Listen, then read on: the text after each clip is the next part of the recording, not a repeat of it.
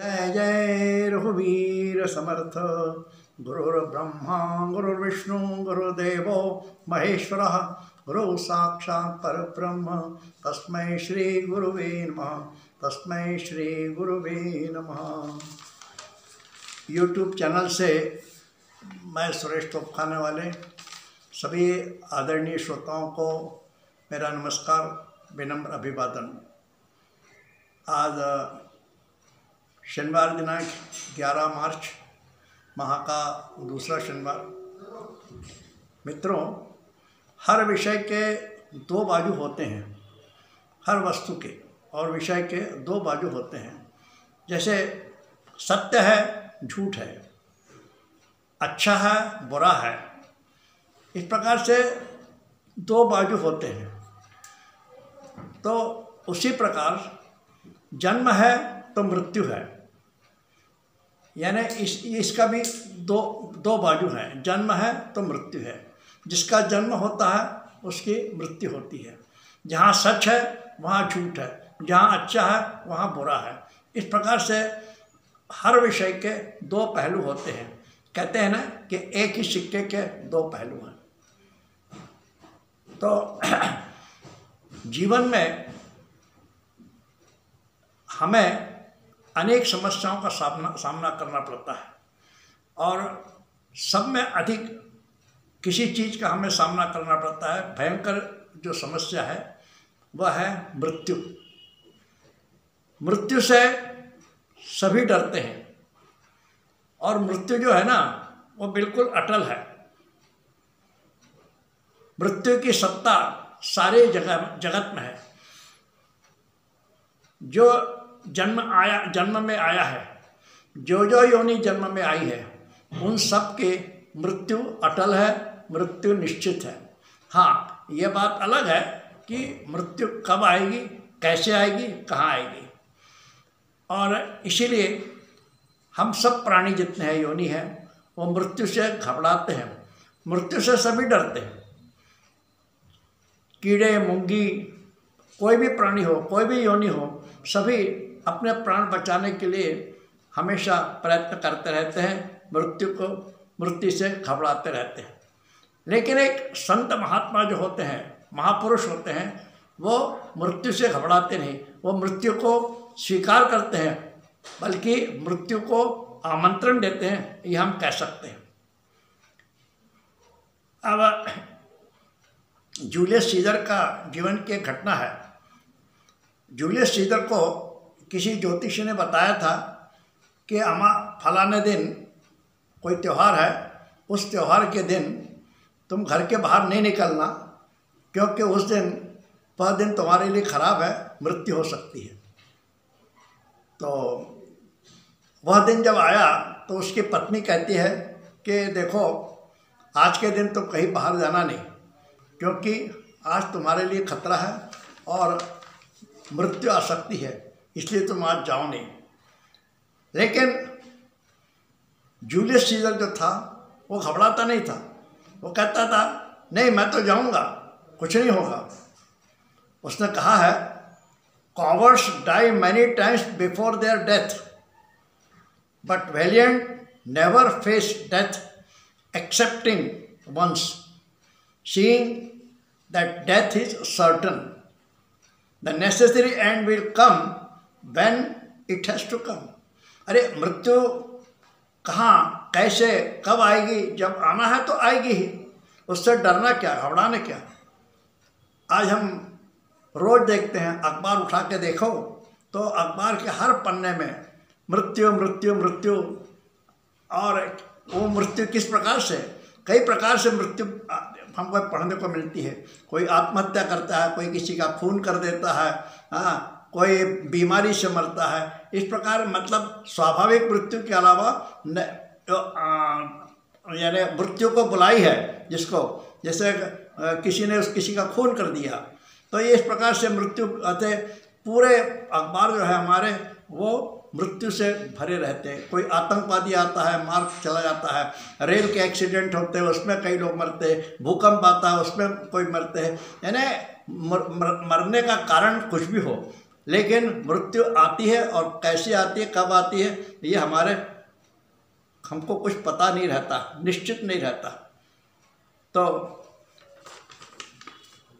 जन्म से ही प्रत्येक की मृत्यु पक्की है। हाँ, अलबत्ता स्थान, समय, परिस्थिति, हालात हमें पता नहीं रहता, लेकिन सब कुछ निश्चित रहता है। यहाँ तक कहते हैं कि मृत्यु के समय आपके पास कौन कौन रहेंगे, कौन सी घड़ी रहेगी, ये सब जब हम पैदा होते हैं उसी समय से यह निश्चित हो जाता है। और मृत्यु जो है वो हमारे कर्म के अनुसार ही आती है, और नियति जो है उसी प्रकार से मृत्यु निश्चित करती है, जैसे हमारे कर्म हैं उस कर्म के फल के द्वारा ही, और उसी को हम नसीब कहते हैं या प्रारब्ध कहते हैं। हमारे संतों ने, महापुरुषों ने मृत्यु के ऊपर कई ग्रंथ लिखे हुए हैं। भगवद गीता में भी भगवान कृष्ण ने अर्जुन को मृत्यु विषय विवेचन किया है, मृत्यु के बारे में बताया हुआ है। अनेक संतों ने लिखा हुआ है। समर्थ रामदास स्वामी ने भी उनके दासबोध ग्रंथ में एक अध्याय लिखा, मृत्यु निरूपण। मृत्यु के ऊपर उन्होंने लिखा है, मृत्यु तो सबको आनी है। मृत्यु ये नहीं देखती कि यह बहुत बड़ा राजा है, यह प्रधानमंत्री है, यह रईस है, या ये कैसा है, संत है, महात्मा है, मैं उसके पास कैसे जाऊं। ऐसा कुछ नहीं है। मृत्यु के लिए सब समान है। मृत्यु कुछ नहीं देखती। जब जिसके समय आता है तब मृत्यु आती है और उसको ले जाती है। एक जर्मन फिलोसोफर ने उसके ऊपर एक पुस्तक लिखी है। वो तो लिखता है, the greatest fact of life is death. Plato ने भी एक पुस्तक लिखी है जिसका शीर्षक है मेडिटेशन ऑन डेथ। इस प्रकार से अनेक लोगों ने मृत्यु के ऊपर लिखा हुआ। मृत्यु अटल है, मृत्यु नहीं ऐसी बात ही नहीं हो सकती।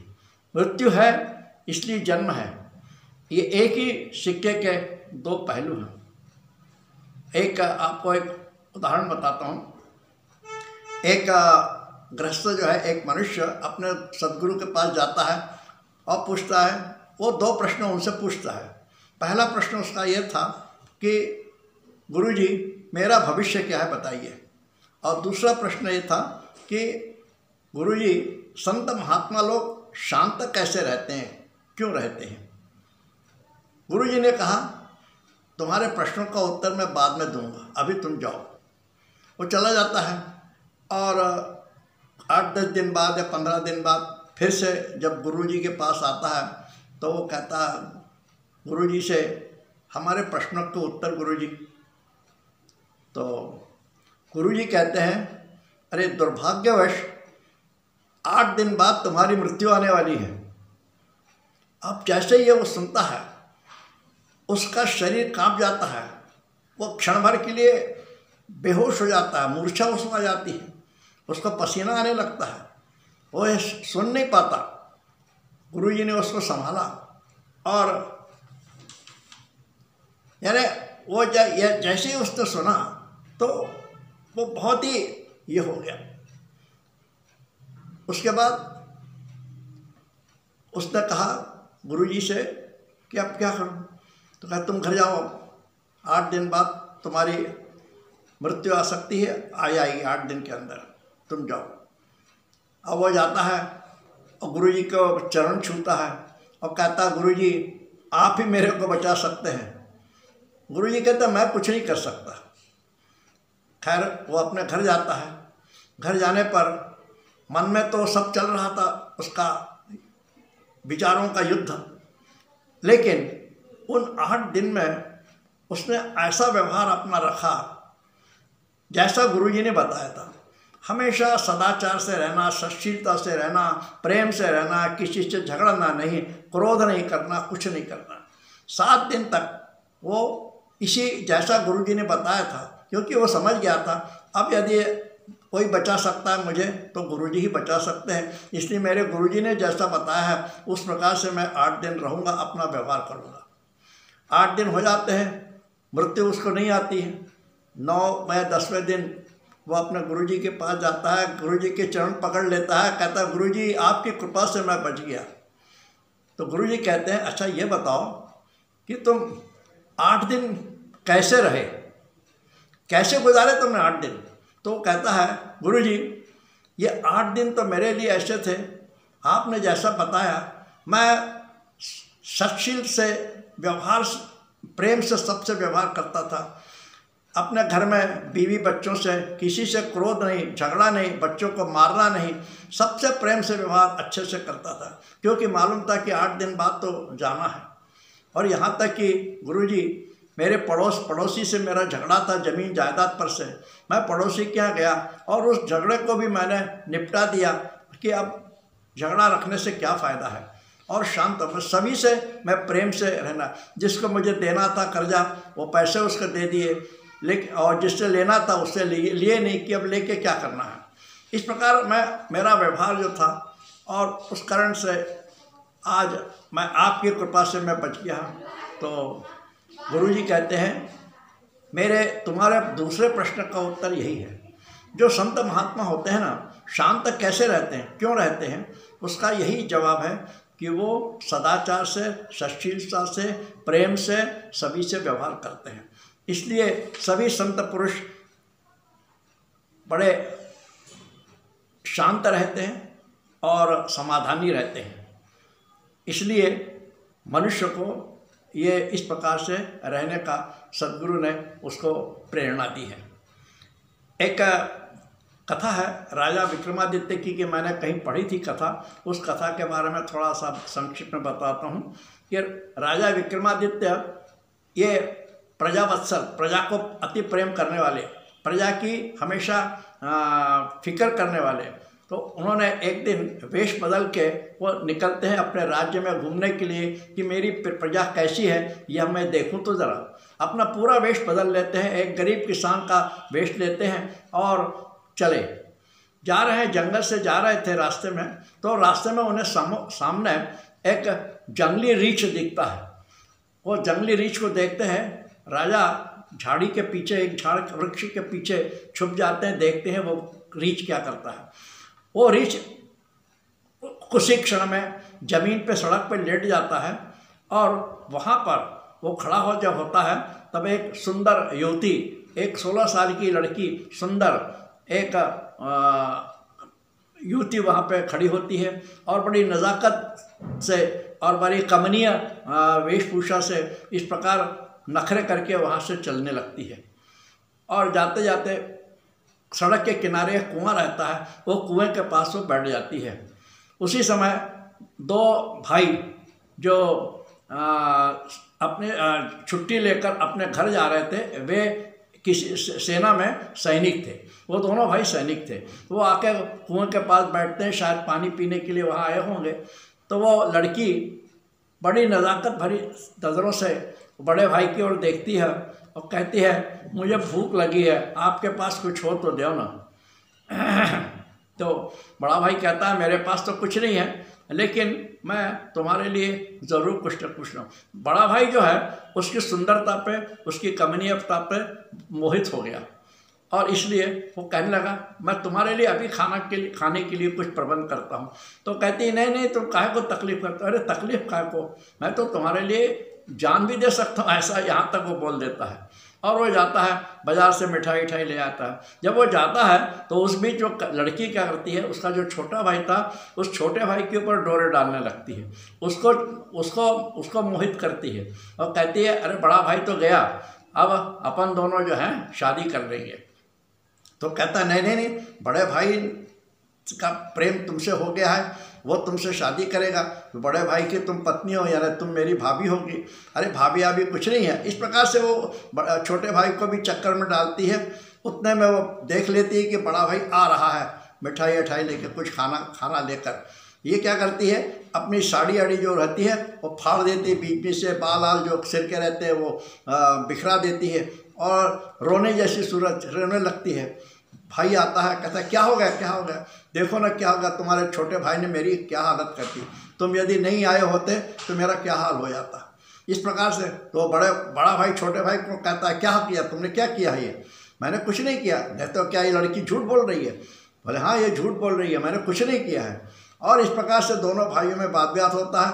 दोनों भाई गाली गलौज करने लगते हैं, यहाँ तक कि लड़ाई होती है और दोनों अपने म्यान से तलवार निकालते हैं। तलवारों से दोनों का युद्ध हो जाता है, दोनों घायल होते हैं और दोनों अंत में मर जाते हैं।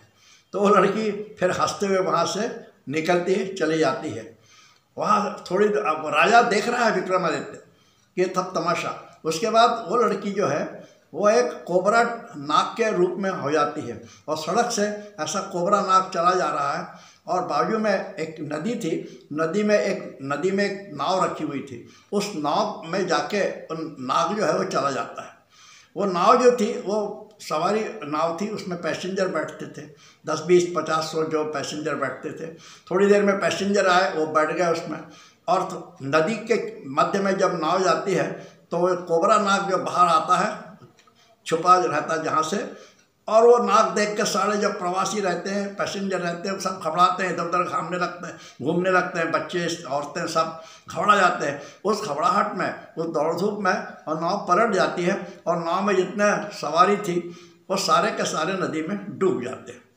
अब वो कोबरा नाग वहाँ से चल देता है और सड़क पे जब आता है तो उसने अपना दूसरा रूप ले लिया।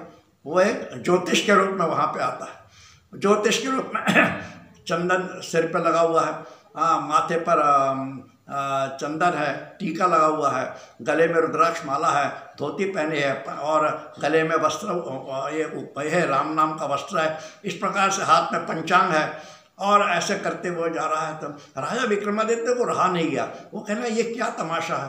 तो पूछ जाता है और उस ज्योतिष से कहता है क्या है, मैं तुमको देख रहा हूँ कब से, तुम कौन हो? तो वो ज्योतिष कहता तुम्हें क्या करना है, मैं कौन हूँ? नहीं मैं आप सवेरे से देख रहा हूँ, तुम पहले एक लड़की के रूप में थे, फिर कोबरा के रूप में थे और ज्योतिष के रूप में वो आ गए हो। तुम कौन है मुझे बताओ। तो मैं नहीं बता सकता कौन हूँ। नहीं बताओ, मैं इस देश का राजा हूँ, विक्रमादित्य मेरा नाम है। तो बाद में फिर वो ज्योतिष बताता है कि मैं काल हूँ। तो काल हो? हाँ, मेरा ये काम है, मैं लोगों को यहाँ से उठा के ले जाता हूँ। जिसकी मृत्यु जब लिखी रहती है तब मैं आता हूँ और ले जाता हूँ लोगों को। तो क्या तुम इस प्रकार से लोगों को मारते रहते हो? राजा कहता है नहीं, मैं नहीं कुछ करता, मैं तो उस परमपिता परमेश्वर का एक तुच्छ सेवक हूँ। मुझे जैसी आज्ञा होती है वैसा मैं काम करता हूँ। तो कहने का तात्पर्य कि जिसकी जैसी मृत्यु लिखी हुई है उस प्रकार से उसकी मृत्यु होती है। उसका उस समय वो काल आता है और वो काल जो है उस जीव को यहाँ से ले जाता है। तो मृत्यु है, इसलिए जीवन में रस है। नहीं तो मृत्यु ना हो तो जीवन नीरस हो जाएगा। जीवन में उत्साह यदि है, क्योंकि उस मृत्यु है, उत्सुकता है और आस्तिकता भी है जीवन में। क्योंकि जीवन में मृत्यु है। एक सिक्के के दो पहलू हैं। तो जीवन में मृत्यु आवश्यक है, उसके बिना जीवन अधूरा है। इसीलिए कहा है मृत्यु तू धन्य है। इस प्रकार आज हमने मृत्यु के ऊपर थोड़ा चिंतन किया। शायद आपको कैसा लगा मालूम नहीं, आप कमेंट्स करें और मेरे चैनल को अधिकाधिक सब्सक्राइब करें। धन्यवाद।